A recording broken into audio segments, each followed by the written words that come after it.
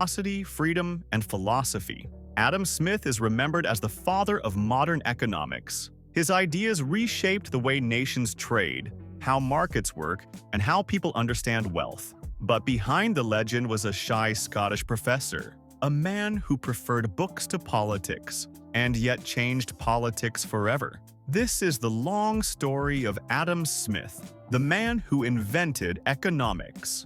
In 1723, in a small fishing town called Kirkcaldy in Scotland, Adam Smith was born. His father, a customs officer, died months before his birth. His mother, Margaret Douglas, became his entire world. She nurtured his fragile health, encouraged his studies, and supported him throughout his life. Even as a grown man, Smith lived with her, devoted to her care and company. Young Adam was an unusual child, quiet, bookish, often lost in thought. He would wander the streets observing people, watching merchants, sailors, and craftsmen. Later, friends recalled his absent-mindedness. He could forget to eat, misplace packages, or talk to himself in public. But behind the absent-minded professor was a brilliant mind in formation. Chapter 1. Student of Philosophy. At 14, Smith entered the University of Glasgow. There he met Francis Hutcheson, one of the greatest teachers of the Scottish Enlightenment. Hutcheson believed humans were guided by moral sense,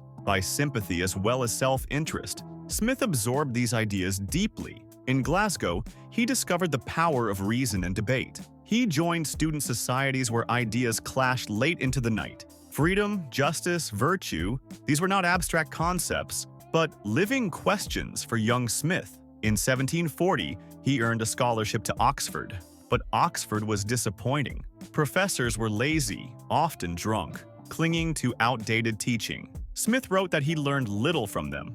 Instead, he became his own teacher. He spent endless hours in libraries, reading philosophy, history, law, and science. He studied Locke, Hobbes, Montesquieu, and Newton.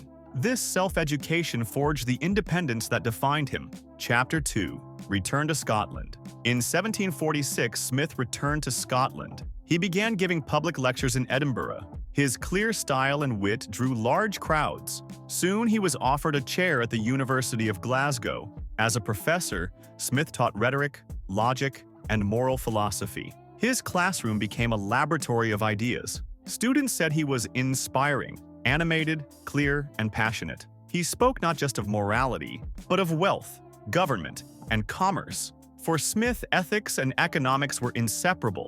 In 1759, he published The Theory of Moral Sentiments. The book argued that humans are social beings, that we act from sympathy, not just selfishness. It attacked narrow mechanical views of human behavior. The book made Smith famous in intellectual circles. Voltaire, Hume, and other Enlightenment thinkers praised it, but Smith was restless. He felt his work was incomplete. He wanted to understand not just morality, but the entire system of wealth. Chapter 3. The Grand Tour. In 1764, Smith became tutor to Henry Scott, the young Duke of Buccleuch. This job sent him across Europe.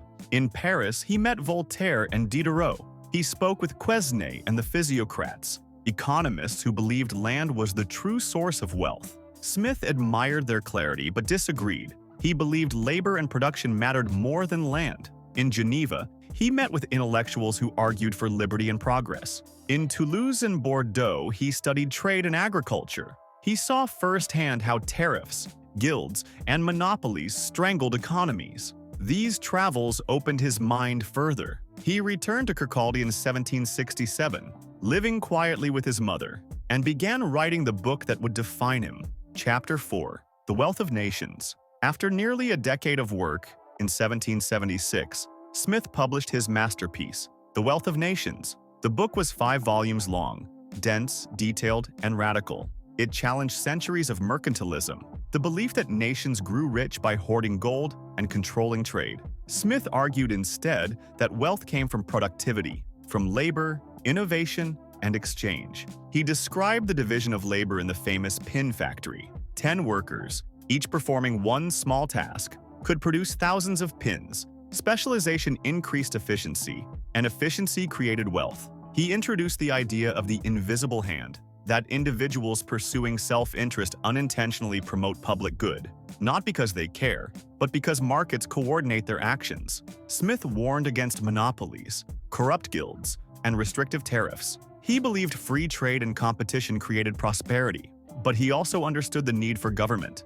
He argued for public works, education, and defense. He believed government should create the conditions for markets, but not strangle them. The Wealth of Nations was a revolution.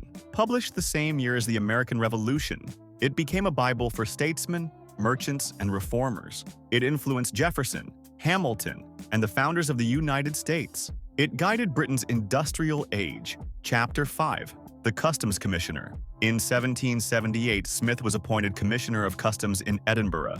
Ironically, the critic of tariffs now enforced them. But Smith was practical. He believed rules were necessary until freer systems evolved. In Edinburgh, he lived modestly with his mother. He hosted friends, including David Hume, his closest companion. Hume's death in 1776 devastated him. Yet Smith continued his work, revising his books, mentoring young scholars, and supporting reforms. He was often seen walking the streets, absent-minded, whispering to himself. Shopkeepers knew him as gentle and kind. He gave generously to charities, though he never sought credit for it. Chapter 6. Final Years. In 1790, Adam Smith fell ill. He knew death was near. He ordered his manuscripts burned, leaving only the works he considered ready. On July 17, 1790, he died in Edinburgh, aged 67. Friends remembered him not for fame, but for honesty, warmth, and brilliance. He had lived quietly, but his ideas roared across the world. Chapter 7. Legacy. The Wealth of Nations became the foundation of modern economics. It influenced Britain, America, and Europe. It inspired liberals, capitalists, and reformers. Critics attacked him, socialists opposed him, but no one ignored him. His vision of free markets shaped industrial revolutions. His ideas crossed oceans, guiding nations in Asia, Africa, and the Americas. Today, every debate about capitalism, trade, and government still echoes Adam Smith. His statue stands in Edinburgh, not as a conqueror, but as a thinker. His family crest carried no empire, but his mind created one of ideas. Subscribe for more videos, and remember, YouTube's got something it knows you'll want to see next. Trust the algorithm. It's smarter than you think.